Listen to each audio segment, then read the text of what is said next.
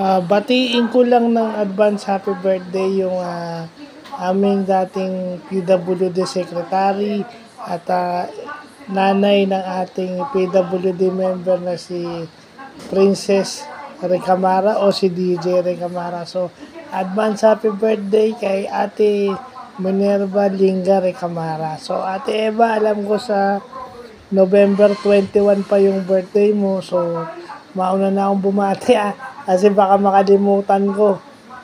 May lakad ata kami sa araw ng birthday mo. So, mauna na akong bumati para hindi ko makalimutan. So, wishing you all the best in life. More birthdays to come. At saka, sana tuloy-tuloy na yung pagbuti ng kalagayan ni Princess o ni DJ. Sana marami pa siyang ma-achieve academically at saka sana maging successful siya paglaki niya.